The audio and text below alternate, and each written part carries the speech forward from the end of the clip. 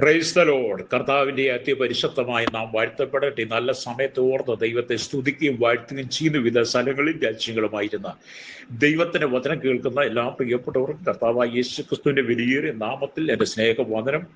അല്പസമയത്ത് ദൈവവചന ചിന്തയ്ക്കായി ഒരു ദൈവവചന ഭാഗം വായിക്കുന്നു. റോമർക്കെഴുതിയ ലേഖനം 3-ാം അധ്യായം അതിൻ്റെ 10-11 വാക്യങ്ങൾ. നീതിമാൻ ആരുമില്ല, ഒരുത്തൻ പോലുമില്ല, ഗ്രഹിക്കുന്നവനില്ല, ദൈവത്തെ അന്വേഷിക്കുന്നവനുമില്ല. വളരെ അനുഗ്രഹിക്കപ്പെട്ട തിരുവെഴുത്താണ്. നീതിമാൻ ആരുമില്ല, ഒരുത്തൻ പോലുമില്ല, ഗ്രഹിക്കുന്നവനില്ല, ദൈവത്തെ അന്വേഷിക്കുന്നവനുമില്ല. യഥാർത്ഥത്തിൽ ഈ വചനം ഇന്ന് ലോകത്തെ യാഥാർത്ഥ്യമാണ്, സത്യമാണ്. ഒരു സഹോദരൻ എൻ്റെ ഒരിക്കൽ വന്ന് ചോദിച്ചു, എൻ്റെ പാസ്റ്റർ, ഞാൻ ദിനംതോറും തെറ്റ് ചെയ്യുന്നു, പാപം ചെയ്യുന്നു, എനിക്ക് എങ്ങനെ നീതിമാനാകാൻ കഴിയും, എങ്ങനെ അതിൽ നിന്ന് തെറ്റി ഒഴിയാൻ കഴിയും, എങ്ങനെ പാപത്തിൽ നിന്ന് മോചിക്കപ്പെടാൻ കഴിയുമെന്ന് എന്നോട് ഒരിക്കലും സഹോദരൻ ചോദിച്ചു. ദൈവവിശ്വാസിയാണ്. അദ്ദേഹത്തിന്റെ പാപ സ്വഭാവങ്ങൾ ഓരോന്നും അദ്ദേഹം എന്നോട് പറഞ്ഞു. ഞാൻ അതെല്ലാം ശ്രദ്ധയോടെ വളരെ കേട്ടിട്ട് അദ്ദേഹത്തിന് ചില നിർദ്ദേശങ്ങൾ കൊടുത്തിട്ട് ഞാൻ ദൈവവചനത്തിൽ 1-2 ഭാഗം അദ്ദേഹത്തെ വായിച്ചു കേൾപ്പിച്ചു.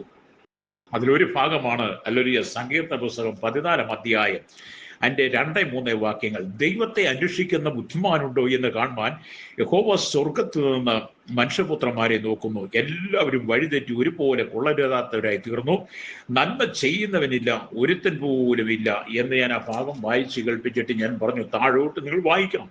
എന്നിട്ട് 53-ാം സങ്കീർത്തനം എടുത്തിട്ട് ഞാൻ അതിൽ നിന്ന് പറഞ്ഞു, ഹല്ലേലൂയ, അതിൻ്റെ 1, 2, 3 വാക്യങ്ങൾ വായിക്കുക. ദൈവമില്ല എന്ന് മൂഢൻ തന്റെ ഹൃദയത്തിൽ പറയുന്നു, അവർ വഷളന്മാരായി മ്ലേച്ഛമായി നീതികേട് പ്രവർത്തിക്കും, നന്മ ചെയ്യുന്നവരാരുമില്ല.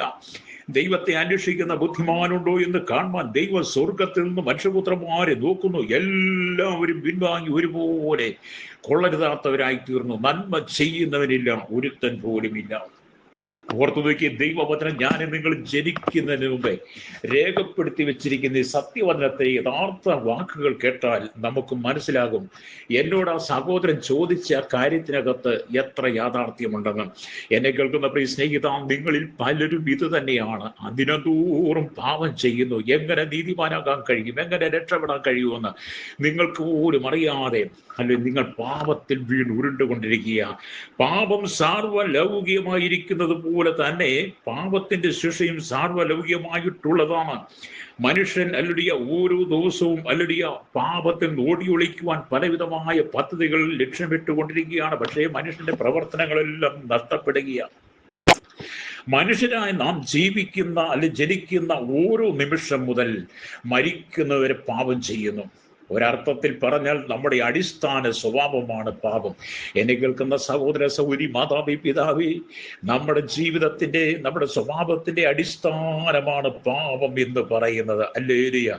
ആകയാൽ വേദപുസ്തകം പറയുന്ന നീതിമാൻ ആരുമില്ല, ഒരുത്തൻ പോലുമില്ല. അതിനാലാണ് അപ്പോസ്തലനായ പൗലോസ് ഒരിക്കൽ വിളിച്ചു പറഞ്ഞു, ദൈവം ഏറ്റു പറഞ്ഞത്, ക്രിസ്തുയേശു പാപികളെ രക്ഷിപ്പാൻ ലോകത്തിൽ വന്നു എന്നുള്ളത് വിശ്വാസവും എല്ലാവരും അംഗീകരിപ്പാൻ യോഗ്യവുമായ വചനം. അല്ലെങ്കിൽ ആ പാപികളിൽ ഞാൻ ഒന്നാമൻ. അതെ, അപ്പോസ്തലനായ പൗലോസ് പോലും കർത്താവായ യേശു ക്രിസ്തുവിനെ അറിഞ്ഞപ്പോൾ തൻ്റെ പാപത്തിന്റെ പ്രവൃത്തിയെക്കുറിച്ച് തൻ്റെ ഹൃദയത്തിന്റെ ആഴങ്ങളിലേക്ക് ബോധ്യപ്പെട്ടപ്പോൾ താൻ പറയുകയാണ്, ഞാൻ ആ പാപികളിൽ ഒന്നാമനാണ്. എന്നാൽ എൻ്റെ പാപത്തെ രക്ഷിപ്പാൻ, എൻ്റെ പാപത്തിന് വീണ്ടെടുപ്പാൻ, എൻ്റെ പാപത്തിന് മോചനം നൽകുവാൻ യേശു ക്രിസ്തുവിന് മാത്രമേ കഴിയുള്ളൂ, വചനത്തിനേ കഴിയുള്ളൂ. ഇന്ന് പകൽ പാപം ചെയ്യുന്ന ദേഹി മരിക്കുമെന്ന്, ആമേ പാപത്തിന്റെ ശമ്പളം മരണമെന്ന് എസ്കേന്റെ പുസ്തകം 18-20 റോമാലേഖനം 6-23 ഒക്കെ വായിക്കുന്നുണ്ട്. ഇന്ന് പകൽ നീ കേൾക്കുന്ന മാതാവേ, പിതാവേ, സഹോദര, നിനക്ക് ഉയർച്ച പ്രാപിക്കാൻ കഴിയാതെ, നന്മ പ്രാപിക്കാൻ കഴിയാതെ, സമാധാനം പ്രാപിക്കാൻ കഴിയാതെ, നിന്റെ ജീവിതത്തിൽ മേൽ കഷ്ടതയുടെ മേൽ കഷ്ടത, രോഗബന്ധനങ്ങൾ നീ അലട്ടിക്കൊണ്ട് നിന്റെ സമാധാനത്തെ കെടുത്തിക്കളയുന്ന നിന്റെ ജീവിതത്തിലെ അനുദിന പാപമാണ്. ജഡത്തിന്റെ ചിന്തകൾ, ജഡത്തിന്റെ ആഗ്രഹങ്ങൾ, ജഡത്തിന്റെ മോഹങ്ങൾ, ജഡത്തിന്റെ ഇഷ്ടങ്ങൾ, അതിൽ നീ മയങ്ങിയിട്ട് പലപ്പോഴും ജഡം നിന്നെ കൊണ്ട് പാപം ചെയ്യിക്കും. പാപം ചെയ്തു കഴിയുമ്പോൾ നിനക്ക് തോന്നും, അയ്യോ ഞാൻ ചെയ്തു പോയത് തെറ്റാണ്, അയ്യോ ഞാൻ അരിഷ്ട മനുഷ്യൻ. പൗലോസ് പറഞ്ഞു, അയ്യോ ഞാൻ ഈ പാപം ചെയ്തു പോയല്ലോ, ഇത് എങ്ങനെ ഓടി ഒളിക്കും രക്ഷ പ്രാപിക്കാൻ കഴിയും? പിന്നെ നിന്റെ ഹൃദയത്തിന് സമാധാനമില്ല, ജീവിതത്തിൽ സ്വസ്ഥത. ഇനി പാപം മറച്ചു വെക്കാൻ വേണ്ടി നീ പലതും ചെയ്തു നോക്കും, പക്ഷേ ഒരിക്കലും നിന്റെ പാപത്തെ മറയ്ക്കാൻ കഴിയത്തില്ല. നിന്റെ ഭാര്യയുടെ മുമ്പിൽ, നിന്റെ ഭർത്താവിന്റെ മുമ്പിൽ, നിന്റെ മക്കളുടെ മുമ്പിൽ, നിന്റെ മാതാപിതാക്കളുടെ മുമ്പിൽ, നിന്റെ സഹോദരങ്ങളുടെ മധ്യത്തിൽ, ഒരുപക്ഷെ നിന്റെ സഭയുടെ ദൈവദാസന്മാരുടെ ദൈവമക്കളുടെ സമൂഹത്തെ നിയമത്തിന്റെ മുമ്പിൽ പാപം മറയ്ക്കാൻ കഴിയും. എന്നാൽ കർത്താവായ യേശുക്രിസ്തുവിന്റെ കണ്ണുമുമ്പിൽ നിന്റെ പാപത്തെ മറയ്ക്കാൻ കഴിയില്ല. വചനം പറയുന്നു, അവന്റെ കണ്ണ് അല്ലെ സകലവും നഗ്നവും, അവന്റെ കണ്ണിനെല്ലാം മലർന്നു കിടക്കുന്നു എന്നാണ്.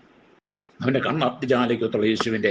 അതുകൊണ്ട് എന്നെ കേൾക്കുന്ന പ്രിയ സ്നേഹിതരെ, ദൈവത്തിന്റെ ദൃഷ്ടിക്ക് മറഞ്ഞിരിക്കുന്നതൊന്നുമില്ലെന്ന് എബ്രായ ലേഖനം 4:13 വായിക്കുന്നുണ്ട്. നിങ്ങളുടെ ജീവിതത്തിൽ എപ്പോഴെങ്കിലും ദൈവത്തിന്റെ നീതിക്ക് വിരോധമായി, ദൈവത്തിന്റെ വചനത്തിന് വിരോധമായി, ദൈവവചനത്തിന് അടിസ്ഥാനമായി പാപം നിങ്ങളുടെ ജഡത്തിൽ വസിക്കുന്നു, പാപത്തിലേക്ക് നിങ്ങളെ പിശാച് തള്ളിവിടുന്നു തോന്നുമ്പോൾ അതിൽ നിങ്ങൾ പിന്തിരിയണം. ഒരുപക്ഷെ മദ്യത്തിനോ മയക്കുമരുന്നിനോ പാൻമസാലകൾക്കോ ജഡികമായി വ്യഭിചാര, വരസംഘ, അശുദ്ധി, ദുഷ്കാമത്തിലോ, കൊട്ടേഷങ്ങളോ, ഗുണ്ടാസങ്ങളോ, രാഷ്ട്രീയത്തിന്റെ പേരിലോ, മതത്തിന്റെ പേരിലോ, തീവ്രവാദത്തിന്റെ ഭീകരവാദത്തിന്റെ പേരിലോ, കൈക്കൂലിയുടെ പേരിലോ, അല്ലെങ്കിൽ അടിപിടി കേസിലോ, കുടുംബത്തിൽ ഭാര്യ ഭർത്തൃ ജീവിത വിഷയങ്ങളോ, മക്കളുമായിട്ട് ഏതെങ്കിലും വിധത്തിൽ നിന്റെ ജീവിതത്തെ തകർക്കുന്ന പാപം നിന്റെ ഉള്ളിൽ വന്ന് നിന്റെ സമാധാനത്തെ കെടുത്തി, നിന്റെ നന്മയെ മുഴുവൻ, നിന്റെ കുടുംബത്തിന്റെ അനുഗ്രഹത്തെ, ഐശ്വര്യത്തെ കെടുത്തിക്കളയുന്ന ദുഷ്ടപിശാചിന് നീ വിധേയപ്പെട്ടു പോകരുത്.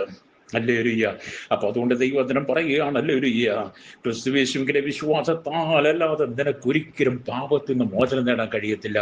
മനുഷ്യൻ പാപത്തിന്റെ പരിഹാരത്തിനുള്ള അനുപതി യാഗങ്ങളും വഴിപാടുകളും നടത്തുന്നു, മൃഗങ്ങളെ അറുക്കുന്നു, രക്തം ചൊരിയിക്കുന്നു, മാത്രമല്ല തീർത്ഥാടനങ്ങൾ നടത്തുന്നു, മലകൾ കയറുന്നു, വിധത്തിൽ ശരീരത്തെ എണ്ണിവെച്ച് മുറിവേൽപ്പിച്ച പാപത്തിന് പരിഹാരം വരുത്തുവാൻ, പാപപരിഹാരത്തിനു വേണ്ടി പലവിധമായി പുണ്യനദികൾ പോയി മുങ്ങിക്കയറുന്നു.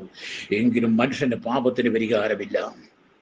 എന്നെ കേൾക്കുന്ന ശ്രോതാവേ, നീ പാപം ചെയ്ത് നിന്റെ ജീവിതത്തിൽ സമാധാനം കെടുത്തി, നീ നിത്യതയിൽ നിന്ന് നഷ്ടപ്പെട്ടവനാണ്. നീ നരകാഗ്നിയിലേക്ക്, നരകക്കടലിലേക്ക് യാത്ര ചെയ്തുകൊണ്ടിരിക്കുന്നവളാണ്. ഇന്ന് പകൽ നിന്റെ പാപത്തിന് പരിഹാരം വരുത്തുവാൻ, അനുദിനം നിന്റെ ജീവിതത്തിന്റെ സ്വഭാവത്തിന്റെ ജീവിതത്തിന് അടിസ്ഥാന യോഗ്യത എന്ന് അടിസ്ഥാനപരമായിട്ട് നീ കൊണ്ടു നടക്കുന്ന പാപത്തെ നീ ഏറ്റുപറയണം. പാപം ഏറ്റുപറയേണ്ട ഒരു മത പുരോഹിതനോടല്ല, ഒരു വ്യക്തിയോടല്ല. അല്ലെങ്കിൽ പാപം ഏറ്റുപറയേണ്ട കർത്താവായ യേശുക്രിസ്തുവിന് വേണ്ടിയിട്ടാണ്. യേശുക്രിസ്തുവിന്റെ പാപങ്ങൾക്ക് പരിഹാരം വരുത്തുവാൻ യേശുവിന് മാത്രമേ കഴിയുള്ളൂ. അവനാണ് സ്വർഗം വിട്ട് ഇറങ്ങി വന്നത്. ദൈവപുത്രനായിരുന്ന കർത്താവ് മനുഷ്യപുത്രനായി ഭൂമിയിലേക്ക് വന്നു. മാനകുലത്തിന് മുഴുവൻ പാപങ്ങളെ താൻ ഏറ്റെടുത്തുകൊണ്ട് ഗത്സമന തൊട്ട് ഗോൽഗോത്ത വരെ ഭാരമേറി കുരിശൻ ചുമന്ന് ഗോൽഗോത്താൽ കാൽവറിയിൽ നമുക്ക് വേണ്ടി കരിരുമ്പാണിയാൽ തറയപ്പെട്ട് മുൾക്കിരീട ധാരിയായി, ഹല്ലേലൂയ, അവന്റെ ശരീരം അവന്റെ ശരീരം ഉഴവുചാലു പോലെ നീളത്തിൽ കീറി, ഹല്ലേലൂയ, അവന്റെ വിലാപ്പുറം കുത്തിത്തുറന്ന് അവന്റെ അവസാനത്തുള്ളി രക്തം വരെ തന്ന് നമ്മുടെ പാപത്തിന് മോചനം തന്നു. അതുകൊണ്ടാണ് യോഹന്നാന്റെ ലേഖനം നാം വായിക്കുമ്പോൾ 1 യോഹന്നാൻ ലേഖനം 1-7 വാക്യം, തന്റെ പുത്രൻ കർത്താവായ യേശുവിന്റെ രക്തം സകല പാപവും പോക്കി നമ്മെ ശുദ്ധീകരിക്കുന്നു. ഇന്ന് പകലിനെ കേൾക്കുന്ന മാതാവേ, പിതാവേ, യുവതീവാവേ, നിന്റെ പാപം നിന്റെ ജീവിതത്തിന്റെ അടിസ്ഥാന സ്വഭാവമാണ്. അതിനെ നീ നീക്കിക്കളഞ്ഞ് നീ കർത്താവിനോട് ക്ഷമ ചോദിച്ച് മാപ്പ് ചോദിച്ച് നീ ദൈവത്തിന് മടങ്ങി വരുന്നില്ലെങ്കിൽ നിന്റെ ജീവിതത്തിന്റെ പര്യവസാനം നിത്യ നരകമായിരിക്കും. നരകം എന്ന് പറയുന്നത് കെടാത്ത തീയും ചാകാത്ത പുഴുമുള്ള സകല ദുഷ്ടന്മാരും കിടക്കുന്നിടമാണ്. അവിടെ നിനക്കൊരിക്കലും മോചനം പ്രാപിക്കാൻ കഴിയത്തില്ല. നീ മരിച്ച് നരകത്തിച്ച് നിന്റെ കുടുംബത്തിലുള്ള ഒറ്റ ഒരു ഉടയൊരു നിനക്ക് വേണ്ടി ഭൂമിയിൽ എന്തെല്ലാം യാഗ വഴിപാട് നടത്തിയാലും ആ പാപ ശരീരത്തിൽ നിന്ന് പാപത്തിൽ നരകങ്ങൾ നിനക്ക് കരയേറുവാൻ കഴിയത്തില്ല. അതുകൊണ്ട് എന്നോട് സഹോദരൻ ചോദിച്ചല്ലോ, പാപം ചെയ്തിരിക്കുന്ന മോചനം പ്രാപിപ്പാൻ എന്ത് ചെയ്യണം? അതേ കർത്താവായ യേശുക്രിസ്തുവിന്റെ പാപങ്ങളെ ഏറ്റുപറയുക. വേദപുസ്തകം അത് തന്നെ പഠിപ്പിക്കുന്നു. അതുകൊണ്ട് ഇത് പകലിനെ കേൾക്കുന്ന സ്നേഹിത, പാപത്തിന്റെ ശമ്പളം മരണം. എന്നാൽ പാപത്തെ നീ ഏറ്റുപറയുമ്പോൾ നിനക്ക് നിത്യജീവനെ ദൈവം നൽകുന്നു. ഇന്ന് പകൽ ആരെങ്കിലും പാപത്തിൽ തകർന്ന് ജീവിതം തകർന്ന് നിരാശയോടെ കടന്നു പോകുന്നത് എന്നോടൊപ്പം പ്രാർത്ഥിച്ചാട്ട് കർത്താവ് എനിക്ക് മോചനം ആവശ്യമാണ്.